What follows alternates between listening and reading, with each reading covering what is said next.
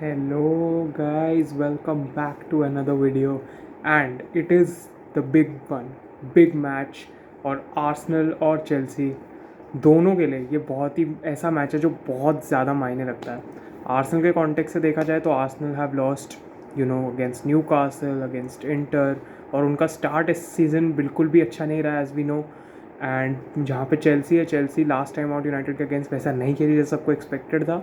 And Chelsea we know कि वो in and around top 4 है, ऑब्वियसली टाइटल रेस में तो नहीं है, बट चेल्सी के लिए भी ये गेम बहुत ज़्यादा इंपॉर्टेंट है बिकॉज अगर यहाँ पे 3 पॉइंट्स ले लिए तो they would be ahead of Arsenal going into the international break, जो कि भाई साहब 15 दिन का इंटरनेशनल ब्रेक है इसके बाद फिर से। But I think which is good because इसके बाद 4 महीने तक आई थिंक कोई इंटरनेशनल ब्रेक नहीं है, correct me if I am wrong, but I don't think इसके बाद कोई इंटरनेशनल ब्रेक है 4 महीने तक, तो दैट इज़ ओके। बट फिर से 15 दिन यही होने वाला है, मतलब 15 दिन no football, no club football. But still let's get into the match. अब जैसा कि तुमको पता है, लाइनअप मैं वैसे नहीं करता हूँ जैसे पहले करता था, नॉर्मल ऐसे करने में ज़्यादा ठीक रहता है जब बड़े मैचेस का करना होता है। और ये एक लंदन डार्बी है, बहुत हमको मज़ा आता है इस मैच में, बहुत मोमेंट्स दिए हैं हमको। लेकिन मेरे हिसाब से first of all before starting it I think Chelsea have to win, there is no excuse because Arteta ने आके बोला, मैंने ऐसा पिछली बार भी वीडियो में कहा था कि आर्टेटा ने आके बोला है प्रेस कॉन्फ्रेंस में कि if we play like this against Chelsea like we did with Inter तो हम चेल्सी को हरा सकते हैं। आर्टेटा ने ये बोला है प्रेस कॉन्फ्रेंस में again, that is I mean for me as a fan that is kind of disrespectful. और चेल्सी को डेफिनेटली बदला लेना चाहिए इस बात का।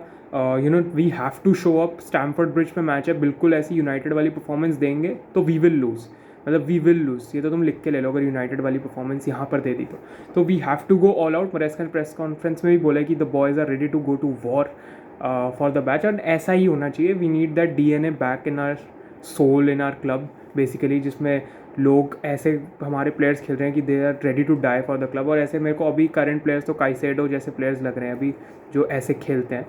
और इंजरीज़ की थोड़ा बात करें तो फिर चेल्सी के लिए पाल्मर ने नॉक लिया था, अभी मरेस्का ने बोला he is doing fine, he is doing better, but Palmer का ऐसे है कि मतलब he might not make it, he might make it, तो दे सेड कि अगर एक ट्रेनिंग सेशन अटेंड कर लिया तो they will assess him for the Sunday game. But let's see, I think hopefully Palmer will be in contention because Palmer का Stamford Bridge पे कैसा फॉर्म है ये तो हमको पता ही है। और उससे भी बड़ी बात ये कि पाल्मर हमारे लिए बहुत बहुत की प्लेयर है, अगर पाल्मर नहीं होंगे इस मैच में तो हमारे लिए बहुत प्रॉब्लम्स खड़ी हो सकती हैं। एंड उसके बाद आर्सेनल की साइड से देखें तो आर्सेनल के लिए well Declan Rice will miss this match, and Martin Odegaard थोड़े टाइम के लिए आए थे इंटर मिलान के against, but I don't think he will be fit enough to start against Chelsea. But जहाँ Declan Rice most probably will not be there, and जहाँ तक Odegaard की बात है अगेन वो थोड़े सा टाइम के लिए आए थे तो मुझे लगता नहीं उनको स्टार्ट मिलेगा, बट लेट्स सी क्या होता है। अगेन आर्सेनल की मिडफील्ड यहाँ पे काफ़ी थोड़ी कंपैरेटिवली कमज़ोर लग रही है आर्सेनल के पॉइंट ऑफ व्यू से देखा जाए तो। अब चेल्सी की लाइनअप पे बात कर लेते हैं। Keeper Robert Sanchez, unfortunately I just hope Robert Sanchez कोई ब्लंडर ना करें यार, पिछली बार गंदी सी पेनल्टी गिव अवे हो गई थी, पूरा defence error, Robert Sanchez error, तो वो चीज़ है डेफिनेटली वो ना हो। और डिफेंडर्स की बात करें तो कॉलविल, फोफाना, लेफ्ट बैक पे प्लीज़ लेफ्ट बैक पे कुकुरेला और राइट बैक पे Reece James. We don't want कि लेफ्ट बैक पे रीस खेल रहे हैं, राइट बैक पे गुस्टो, बिकॉज जब राइट बैक पे गुस्टो खेल के इन्वर्ट करते हैं वो चीज़ नहीं हो पा रही है। मतलब जो मरेस्का चाहते हैं करना, Gusto is not that good of a player अभी, और वो ऐसे डेवलप नहीं हुआ है इस रोल में कि वो मिडफील्ड में इन्वर्ट करके वैसे खेलें।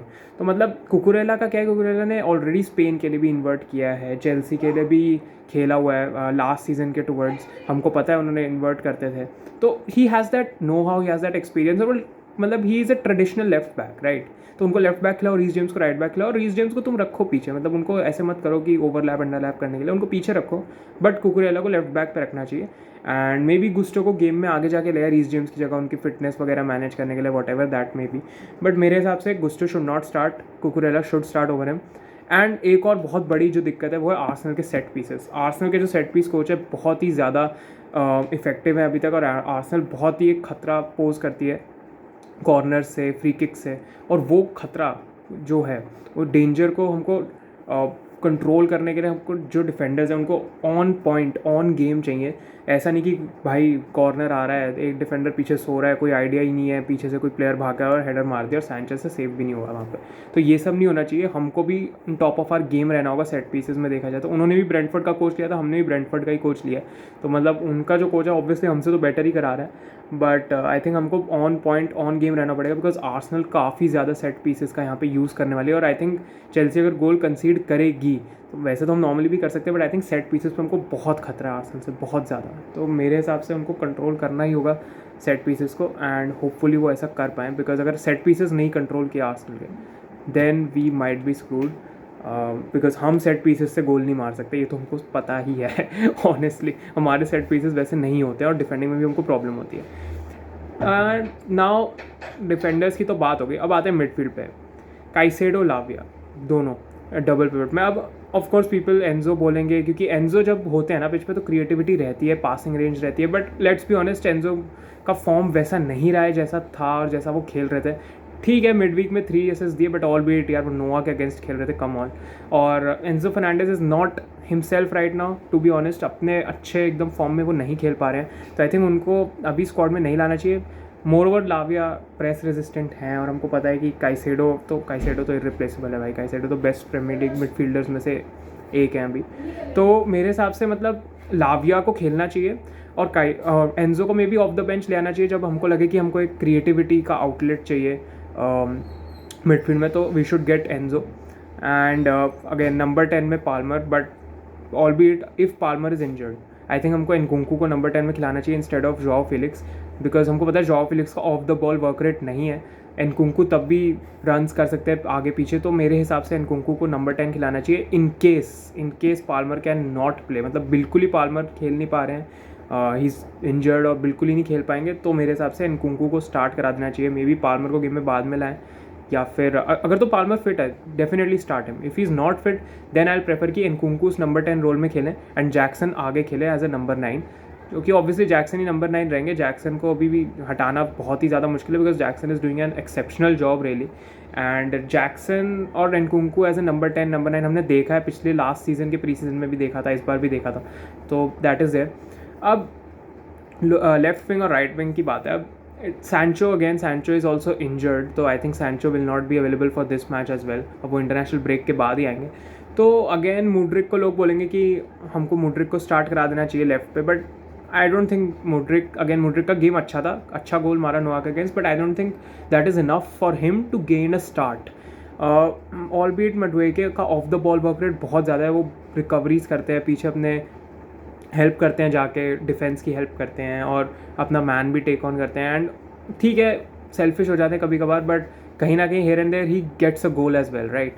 तो आई थिंक मडुएके को ही स्टार्ट कराना पड़ेगा हमको राइट पे, एंड लेफ्ट पे we will see Pedro Neto by the way Neto has to start, मतलब नेटो को मैं बिल्कुल नहीं चाहूँगा कि वो बेंच से उठ के आए, डेफिनेटली नहीं चाहूँगा, Neto has to start the match, and Neto has been very good in recent games as well, और वो यूनाइटेड के अगेंस्ट भी अच्छे थे, लिवरपूल के अगेंस्ट भी उन्होंने काफ़ी अच्छा खेला था। Neto has to start, and Madueke को हमको स्टार्ट कराना ही पड़ेगा राइट पे। ऑब्वियसली नेटो की प्रेफर्ड पोजीशन राइट है, but I think Neto left पे भी खेल सकते हैं, राइट पे मडुएके खेल सकते हैं। इनके अलावा हमारे पास और कोई बहुत अच्छी इनके अलावा भी ऑप्शन नहीं है। सैंचो को मैं बोलता ज़रूर राइट पे, लेफ्ट पे खेलने के लिए, एंड नेटो को राइट पे खेलने के लिए, but it is what it is. And या that is it for the line of Jackson आगे, वो तो मैंने बोल ही दिया। अब मेरी प्रिडिक्शन में था चेल्सी विन 3-2, बिकॉज मैंने ऐसे बोला था कि चेल्सी कम बैक करेगा इस गेम में, बिकॉज स्टैमफोर्ड ब्रिज पे है मैच और ये सब, बट मतलब हाँ I am going to stick to that prediction, stick to that bias obviously, मतलब मैं हारने का तो प्रिडिक्ट करूँगा नहीं अपनी टीम को। तो I think Chelsea will win, but may be एक गोल की उससे जीतेंगे हम, एंड हमको पूरा ट्राई करना पड़ेगा, and this is a must win. I am not going to accept a loss honestly. Loss मतलब अगर यूनाइटेड वाला गेम जैसा हुआ था वैसा ही खेल के अगर हार गए, इट इज़ वेरी शेमफुल। मतलब हमारा प्रोग्रेस हम अच्छा कर रहे हैं अभी, तो उस मोमेंटम को राइड करने के लिए हमको ये गेम जीतना ही होगा, एक बहुत सॉलिड परफॉर्मेंस डालनी होगी, एंड लेट्स सी अगर आर्सेनल की हम टाइटल होप्स एंड कर सकते हैं, मतलब एंड तो नहीं होगी, बट इन द सेंस कि बहुत ज़्यादा पीछे हो जाएंगे वो लोग, एंड मेरे हिसाब से that is why this match is a must win against Arsenal. That is it for the video guys, thank you so much for watching. Like करना वीडियो को, सब्सक्राइब करना चैनल को, एंड या I will see you in the next one. Bye bye, peace out, let me know your prediction down below. Bye bye, peace out.